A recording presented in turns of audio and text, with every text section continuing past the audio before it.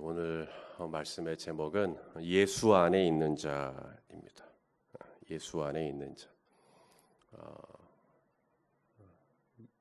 이 자리에 계신 분들은 다 예수님 믿는 분들이시죠. 예수님을 믿는다라는 말은 예수 안에 살고 있다는 이야기입니다. 예수님께서 뭐라 그랬냐면 내 안에 거하라. 내 안에 거하라.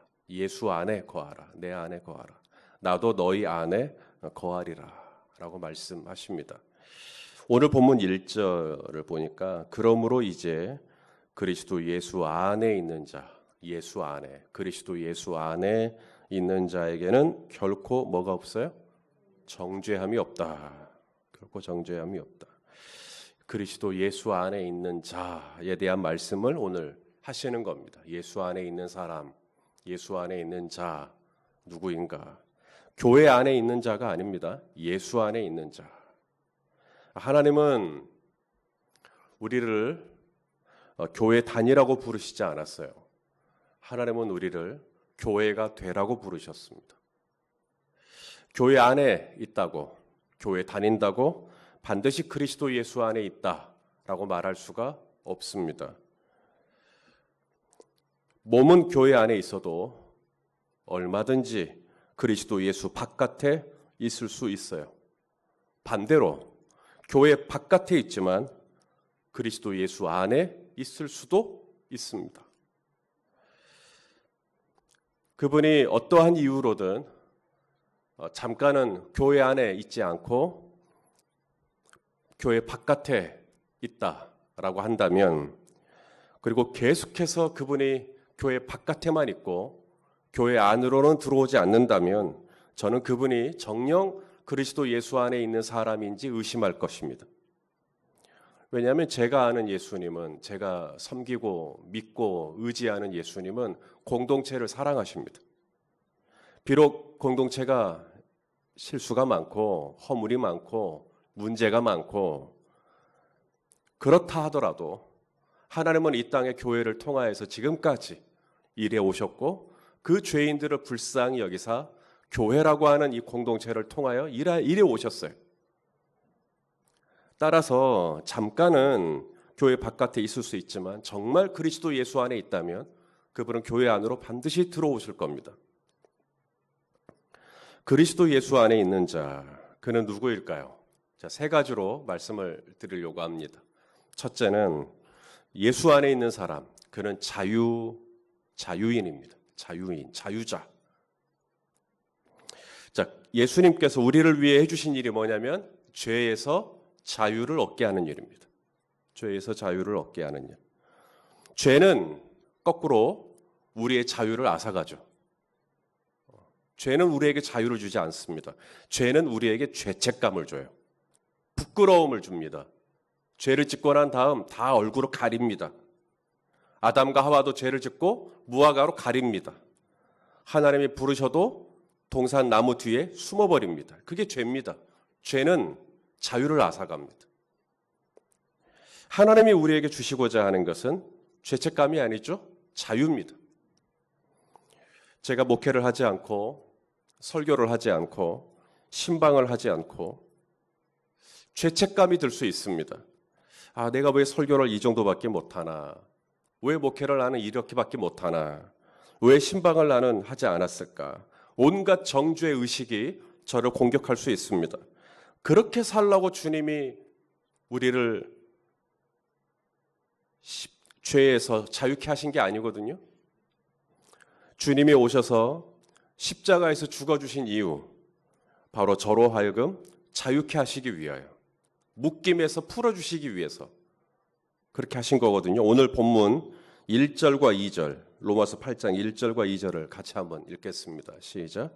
그러므로 이제 그리스도 예수 안에 있는 자에게는 결코 정죄함이 없나니 이는 그리스도 예수 안에 있는 생명의 성령의 법이 죄와 사망의 법에서 너를 해방하였습니다. 예수 안에 있는 사람, 그는 더 이상 눌리지 않습니다.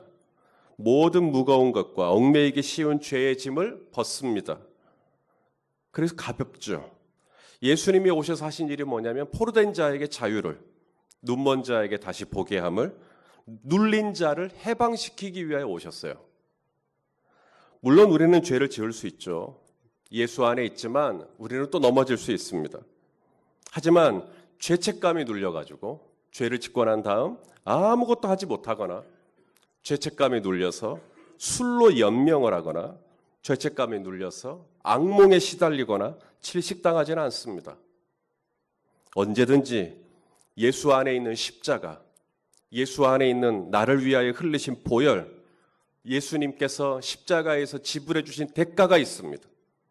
우리는 죄를 지으면 주님 앞으로 가죠. 그리고 주님 앞에 나의 죄를 솔직하게 시인하고 자백합니다. 회개합니다. 민망한 마음, 깨진 마음, 상한 마음 하나님 앞에 올려놓고 엎드리죠. 그랬을 때 주님은 또다시 자비와 긍휼의 손길로 나를 안아주십니다. 나를 용서해 주십니다. 그렇게 죄인이라는 딱지를 떼고 의인이라는 옷을 입혀 주시는 것이죠. 그렇게 우리를 또 자유케 하시는 겁니다. 예수 안에 있는 사람, 그는 자유인입니다. 주님이 우리를 그렇게 자유케 하기를 위해서 십자가에서 피 흘려 죽으신 것이죠. 두 번째, 예수 안에 있는 사람, 그는 성령의 사람입니다. 성령의 사람, 다른 말로 성령과 동행하는 사람입니다. 주님께서 예수를 구주로 믿는 우리에게 성령을 주셨어요. 성령을 갖고만 있으라고, 성령을 안에 담고만 있으라고 주신 게 아닙니다. 자동차 키를 받았으면 자동차를 운전하셔야죠. 자동차 키를 갖고만 계시면 안 됩니다. 면허증을 따셨어요. 면허증을 땄다라는 말은 국가가 당신은 도로 위에서 자동차를 운전을 해도 된다, 허락한다 라는 사인입니다. 허가증이에요. 그러면 이제 면허증을 갖고 있으니까 도로로 나와서 차를 주행을 하셔야죠. 그런데 많은 분들이 그것을 어디다가 집어넣어요? 장롱에다가 집어넣습니다. 그리고는 면허증은 있다는 거예요. 면허증은 장롱에 넣어도요, 성령님마저 장롱에 넣어놓으시면 안 됩니다. 하나님께서 우리에게, 믿는 우리에게 성령을 주실 때는 그 성령님과 동행하라고, 그 성령님과 함께 살라고 주신 것이죠. 자, 오늘 본문의 14절, 우리에게 성령님 어떤 분이신지 14절 읽어보겠습니다. 시작. 무릇 하나님의 영으로 인도함을 받는 사람은 곧 하나님의 아들이라. 자, 우리에게 성령을 주신 이유가 뭐죠? 우리로 하여금 인도해 주시기 위해서. 우리를 인도해 주시기 위해서. 그럼 어디로 인도하신다는 걸까요? 내가 어디로 이사해야 좋을지, 내가 이번에 시험을 보는데 출제가 어떤 문제가 될지 막 이런 것들 막 생각나게 하신다는 걸까요? 어떤 사업을 해야 할지, 누구랑 결혼해야 할지, 물론 그런 것도 인도해 주실 수 있으시죠. 그런데 궁극적으로 내 안에 계신 성령님이 나를 인도하시는 방향이 어디냐면 바로 어떻게 하면 하나님을 기쁘시게 할까, 이 방향으로 나를 인도해 주십니다. 자, 오늘 보면 8절입니다. 자, 8절 말씀 읽어볼까요? 시작. 육신에 있는 자들은 하나님을 기쁘시게 할 수 없느니라. 자, 육신에 있는 자라는 표현이 나왔습니다. 예수 안에 있는 자, 육신에 있는 자. 그러니까 예수 안에 있는 자의 반대말은 예수 밖에 있는 자가 아니라는 거죠. 예수 안에 있는 자의 반대말은 육신에 있는 자입니다. 육신에 있는 자는 뭐겠어요? 육신대로 사는 겁니다. 육신이 이끄는 대로 하는 거예요. 고민 안 합니다. 내 생각대로 하는 겁니다. 내 경험, 내 지식, 그냥 내가 하고 싶은 대로 하는 거예요. 그게 육신이죠. 성령하고는 상관이 없는 겁니다. 성령이 안에 있을지는 모르지만 성령의 인도를 구하지 않습니다. 그냥 내 감각대로 하지. 육신에 있는 겁니다. 그래서 육신에 있는 자들은 다 할 수 있어도 절대 할 수 없는 한 가지, 하나님 기쁘시게 못합니다. 이것을 뒤집어 봅시다. 그러니까 무슨 말이 됩니까? 예수 안에 있는 자, 곧 성령이 그 안에 거하는 자는 하나님을 기쁘시게 하는 삶을 살 수 있게 된다는 이야기입니다. 왜요? 성령님이 그렇게 인도하십니다. 어떤 일을 하려고 하면 성령님이 그거 별로 좋은 거 아닌데 이런 마음을 주십니다. 또 어떤 걸 하려고 하면 성령님께서 그거 정말 좋은 생각이다, 그렇게 하자, 그거 정말 기쁘다 말씀하십니다. 하나님의 기쁨이 되기를 원하고 하나님을 만족시켜 드리기를 원하고 하나님의 뜻을 이루어 드리기를 원하고 하나님의 나라가 이 땅에 이루어지는 일을 위하여 성령님이 우리를 인도해 주십니다. 예수 안에 있는 사람, 단순히 교회 왔다 갔다 하는 사람이 아닙니다. 그는 누구인가? 내 안에 계신 성령님의 인도를 받는 사람입니다. 오늘도 성령님 저를 도와주십시오. 오늘도 성령님 저와 함께 해주십시오. 성령님을 구하는 사람이죠. 마지막, 예수 안에 있는 자, 그는 누구일까요? 하나님의 자녀라고 말씀하십니다. 하나님의 자녀. 하나님의 자녀니까 하나님을 뭐라고 불러요? 아빠, 아버지라고 부르는 겁니다. 자, 15절, 16절입니다. 오늘 본문 15절, 16절 읽어볼까요? 시작. 너희는 다시 무서워하는 종의 영을 받지 아니하고 양자의 영을 받았으므로 우리가 아빠, 아버지라고 부르짖느니라. 성령이 친히 우리의 영과 더불어 우리가 하나님의 자녀인 것을 증언하시나니. 주님이 우리를 값을 주고 우리를 사셨어요. 이제는 죄의 종이 아니라 나를 사신 분의 종이죠. 주님의 종입니다. 예수의 종입니다. 그러면 예수의 종으로 살면 됩니다. 바울도 자기를 그리스도 예수의 종이라고 이야기합니다. 그런데 오늘 이 말씀에 보니까 주님이 우리를 죄값을 지불하고 우리를 당신의 종으로 삼으셨는데 비단 종으로 우리를 부리기 위해서가 아니라 우리를 죄의 종에서 속량하시고 값을 지불하고 속량하시고 나서 나를 어디로 데려가시냐면 동사무소로 데려가는 겁니다. 그리고는 당신 집에 하인이나 노예로 등록시키는 게 아니라 당신의 호적에다가 저의 이름을 올리시는 것이죠. 그리고는 이제 너는 나의 종이 아니라 너는 나의 아들이다 라고 말씀하셨다는 거예요. 나를 아빠라고 불러라 라고 말씀하셨다는 겁니다. 이제는 방을 청소합니다. 이 집의 종이기 때문에 방을 청소하는 게 아니라 이 집의 아들이기 때문에 청소하는 거예요.